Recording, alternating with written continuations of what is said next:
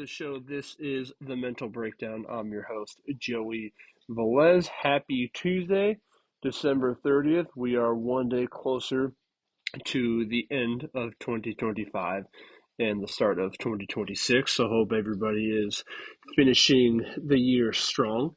One thing I wanted to talk about in terms of gratitude is just the people in your corner. So for me, it's those who have helped me throughout the year, whether it's on challenging me to do something new, so how to fix things around the house since I am a new homeowner, whether it's the people who have helped me through specific challenges that I've faced over the years, so family, friends, shout out my therapist as well. But then also someone like my realtor who really took the time and effort to make sure that I was buying the home that I wanted to and making sure no stone was left unturned. You really need these people in your life to help make sure that you are living your life to the fullest and that you're getting the most out of life that you can possibly get. Now, today I wanted to talk about this idea of what you can do versus what you can't do. I'll give you an example. So last year I injured my elbow, and I viewed it. It happened during a workout. I remember the specific exercise I was doing, dumbbell skull crushers. For those of you who like to work out and know what that is. And I remember feeling a weird, sharp pain in my elbow. But to be honest, it felt like a bone bruise. So I just kept kind of pushing along, chugging along. Didn't think much of it. Finally, a year later, I decided to get it checked out by my doctor, who told me that it might be arthritis. So went that route, took medicine, ibuprofen, took some ointment to rub it on it, and after a couple months, didn't really change anything. So I went back and scheduled an MRI, and it turns out that there was a small tear in my elbow. Now, what he prescribed to me was 4 to 6 weeks of rest, so not using the elbow at all. How that impacted me was one, I wasn't allowed to golf anymore. Um, for that time, just to make sure that my elbow was getting the rest that it needed. But then the other thing was to not do any sort of upper body workouts or any sort of workout that involved my elbow. Now, why I'm bringing this up is because at the time I had just finished I believe it was a 6 month workout program with one of the coaches at my work. I was pushing a lot of weight, and I reached new heights that I never reached before. So I was able to bench 250 a couple times. I was able to squat 375 a couple times. I was able to deadlift 500 a couple times. Um, so thankfully, it was at the end of my program, so I didn't have to worry about it. But I wasn't allowed to continue on a new program because I had to rest my elbow. Now, why I bring this up again is because I had to make drastic adjustments to my workout plan. I wasn't just going to not work out for the 4 to 6 weeks. I want to do something to kind of stay active.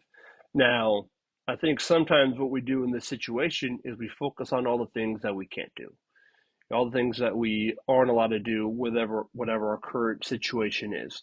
Now, I think sometimes I understand why people go that route. Well, let me focus on the things that I can't do anymore. Sure.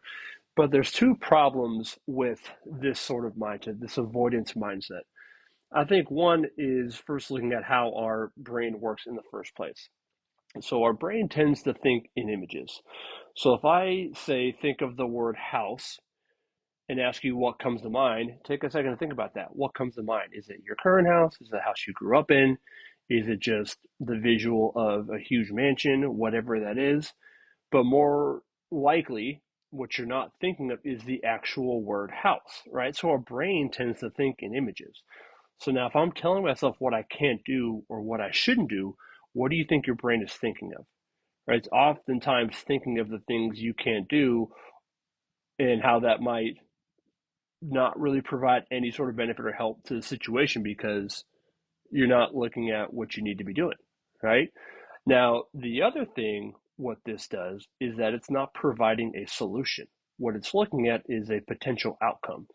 Okay, so what we need to be doing in these situations is okay, well, instead of thinking about what I can't do, we need to think about what I can do. Because now what that does is, again, if our brain is thinking in images, it's having a more productive, effective view of the situation. What it's also doing is providing you a solution as opposed to an outcome that you do not want to achieve. Yes, nobody wants to make mistakes, okay? But how I go about avoiding that mistake or producing the outcome that I want is by focusing on something that I want to do as opposed to something that I don't want to do.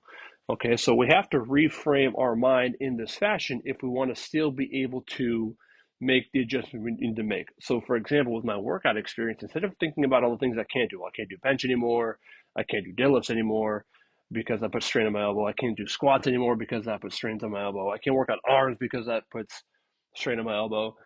Like none of those is telling me what I actually can't do, right? So if I switch that mindset to what can I do, well, I can focus on lower body movements that just involve body weight. I can focus on doing more agility based workouts, so at least I'm doing something. Now I have a practical solution to my situation that I can at least keep me going for the next 4 to 6 weeks. So it's something to think about. Okay, when we're faced with adversity, we're faced with mistakes, we're faced with challenges. Instead of thinking about the things that you can't now do, switch that perspective. Well, what can you do? Okay, maybe that allows you to kind of keep going, put your foot in a forward motion, but also how it helps you think about how can I make the most out of this situation while I am in a limited capacity. And that's what I have for you all today.